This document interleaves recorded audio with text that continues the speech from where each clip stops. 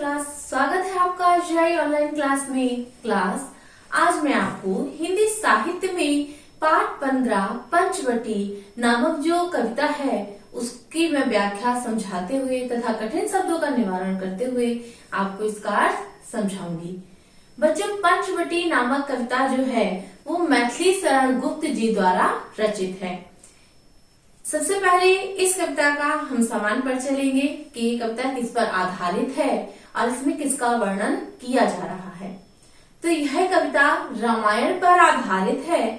भगवान राम अपने पंचवटी प्रवास में जमीन पर सोए हैं तथा लक्ष्मण जी बाहर धनुष बाण लेकर पंचवटी की रखवाली कर रहे हैं। उसी का दृश्य और प्राकृतिक छवि की मनोरम परिकल्पना कवि ने की है।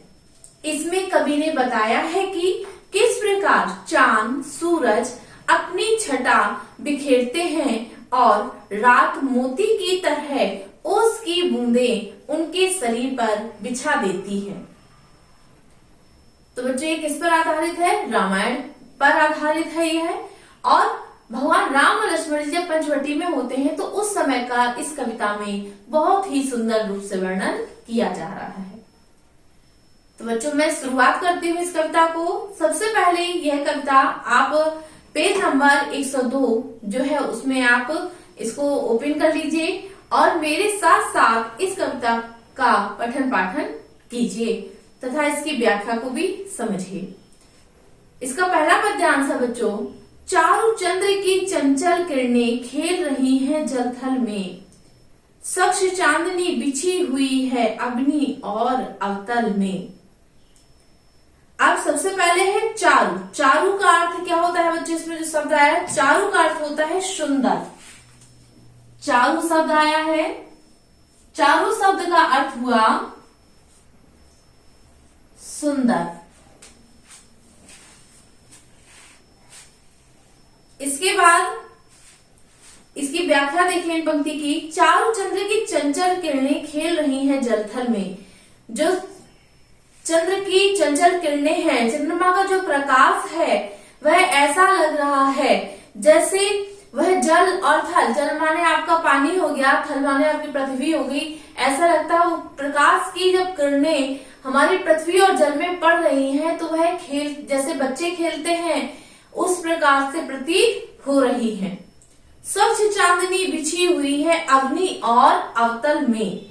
अग्नि और अवतल जो शब्द प्रयोग हुआ है बच्चों, तो अग्नि का अर्थ होता है धरती और अवतल का होता है अर्थ आसमान के नीचे। अग्नि का अर्थ होता है धरती और दूसरा शब्द है अंबर तल। अंबर तल, इसका अर्थ हुआ, अंबर तल का अर्थ हुआ आसमान के नीचे।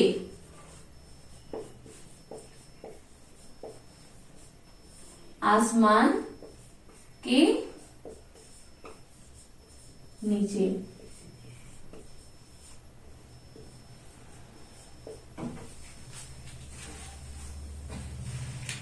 तो क्या है? स्वच्छ चांदनी बिछी हुई है अग्नि और अंबर तल में। अग्नि माने धरती और अंबर तल माने होता है आसमान के नीचे। तो जो चंद्रमा की चांदनी कैसे लग रही है? जैसे चांदनी किसी ने पृथ्वी पर और आसमान में बिछा दी हो। पुलक प्रकट करती है धरती हरित तृणों की नोकों से। हरित माने हरियाली, हरी घास। तो पुलक प्रकट करती है, पुलक का अर्थ होता है खुशी। खुशी प्रकट हो रही है धरती में। जो हरित जो घास है उसके जो तृण हैं, भगवान जी जब वहां पर आए हैं, उनके चरण वहां पर पड़े हैं तो वह पुलकित हो रही है, खुशी हो रही है। मानो झूम रहे हैं तरु भी मंद पवन के झोंकों से। तरु का अर्थ होता है बच्चों पेड़। तरु, तरु शब्द का अर्थ है पेड़। तो कैसा लग रहा है कि मानो झूम रहे हैं तरु भी मंद पवन के झोंकों में। और जब मंद का अर्थ होता है धीरे धीरे, धीरे हवा के जैसे ही झोंके चल रहे हैं तो वह पेड़ भी मस्ती में झूम रहे हैं। पंचवटी की छाया में है सुंदर पर्ण कुटीर बना। अब यहाँ पर जो शब्द आया है बच्चों पर्ण, पर्ण का अर्थ होता है पत्ते। पर्ण का अर्थ होता है पत्ते। पर्ण का अर्थ क्या हुआ बच्चों? पत्ते। तो इसमें कह रहे हैं कि पंचवटी की छाया में है सुंदर पर्ण कुटीर बना।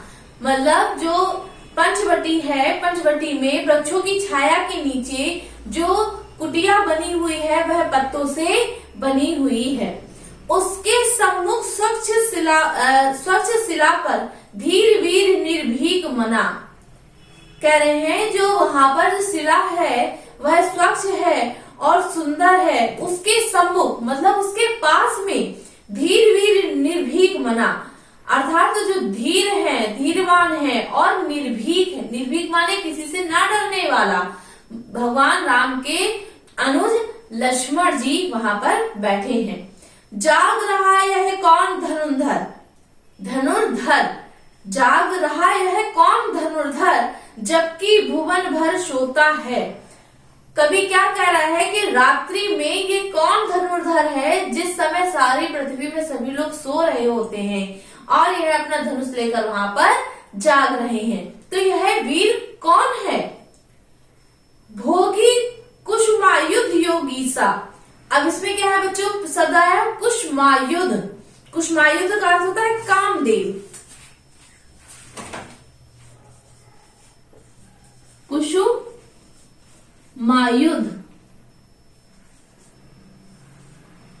अर्थात कामदेव।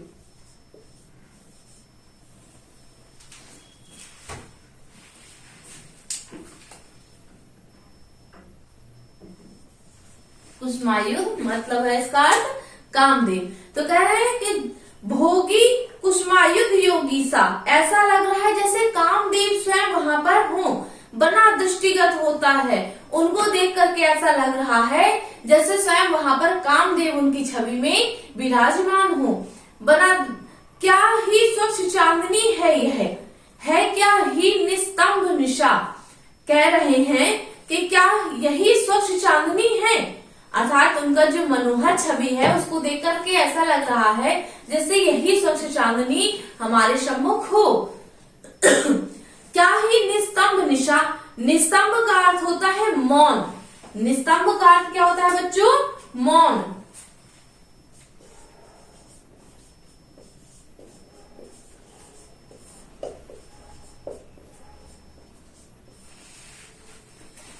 निस्तब्ध का अर्थ हुआ मौन, अर्थात वह मौन बैठा हुआ है स्वच्छ समुन्दर गंध वह निरानंद है कौन दिशा। निरानंद का अर्थ हुआ बिना आनंद के। जैसे कहते हैं ना आनंदमय, तो मतलब हमें उस चीज में आनंद आ रहा है, खुशी हो रही है। और निरानंदमय होता है बिना आनंद के, बिना कहीं खुशी के।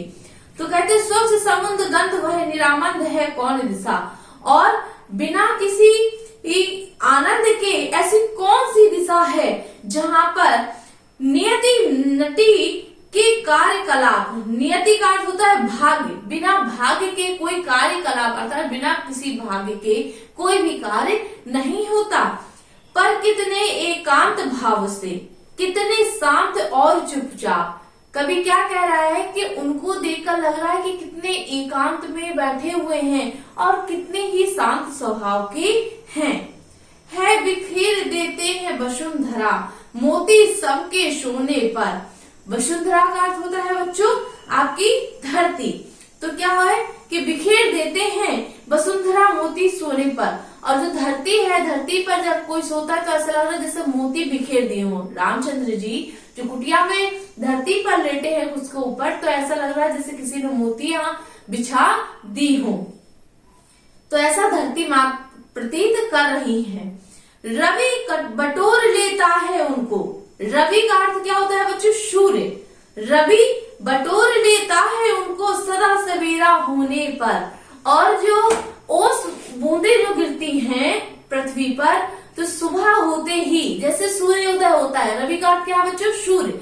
सूर्योदय होने पर वह ओस की बूंदे सोख लेता है। तो कैसा लग रहा है? कवि कह रहा है कि जैसे ही सूर्य के उदय होता है वैसे ही वह सारी ओस को जैसे मोतियों को कोई बटोर लेता हो ऐसा प्रतीत हो रहा है।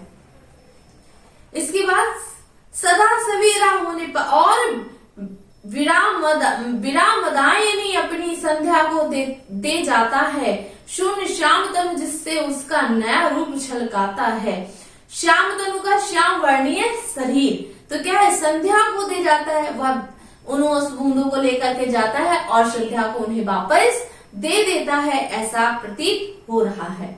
शून्य श्याम तनु जिसके उसका नया रूप छलकाता है और सूर्य अस्त होने पर जिस प्रकार से श्याम वर्ण छा जाता है अर्थात अंधकार छा जाता है, परंतु श्याम अर्थात राम जी का जो श्याम वर्ण है उसको देख करके मन अति पुलकित हो रहा है, अर्थात मन में बहुत आनंद उत्पन्न हो रहा है। तो बच्चों ये जो कविता है ये यहाँ पर इसका समाप्त होता है। एक बार फिर से इसका भाव समझ लीजिए कि इस कविता में क्या बताया जा रहा है कि भगवान रामचंद्र जी जब लक्ष्मण के साथ पंचवटी में कुटिया में प्रवेश करते हैं विश्राम के लिए, तो जब भगवान जी पृथ्वी पर लेट जाते हैं तो लक्ष्मण जो उनका अनुज है, छोटा भाई है, वह उनकी देख रेख के लिए रात्रि जागरण करता है और कुटिया के बाहर वह एक शिला पर, शिला का अर्थ होता है बच्चों पत्थर पर, जैसे इतना एक शिला बड़ा से पड़ा हुआ हो उसके जाके ऊपर वह बैठ जाते हैं और भगवान श्री राम जी के चरणों की वंदना करते हुए वह रात्रि में स्तंभ होकर अर्थात एक ही जगह स्थिर होकर बैठे रहते हैं और उनकी सुरक्षा के लिए यहाँ वहां देखते रहते हैं। तो कवि क्या कह रहा है कि उस समय का वर्णन कर रहा है कि उस समय ऐसा मनोहर प्रकृति का चित्र देखते हैं कि जो चंद्रमा है वह उनके आने की खुशी में चांदनी बिखेर रहा है चारों तरफ और स्वच्छ चांदनी धरती और आकाश पर छाई हुई है।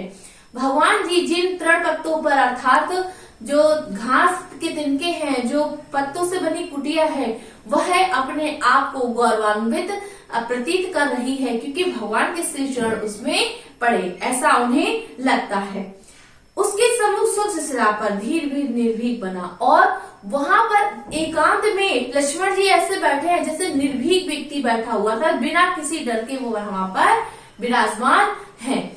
उनको देखकर कैसा लग रहा है, कहते हैं नियति नटी के कार्यकलाप पर कितने एकांत भाव बने, अर्थात नियति को देख करके बहुत ही वह खुश और प्रफुल्लित हो जाते हैं। रवि बटोर लेता है उनको सदा सवेरा होने पर और जैसे ही रात्रि की जो ये चांदनी बिखेरी हुई होती है, जो ओस रूपी मोतियां पड़ी हुई होती हैं, उनको क्या कह रहा है कभी कि सूर्य जब उदय होता है तो वह अपनी किरणों से उन ओस रूपी जो मोती हैं उनको सोख लेता है और उनको ले जाके फिर शाम को पुनः वापस कर देता है।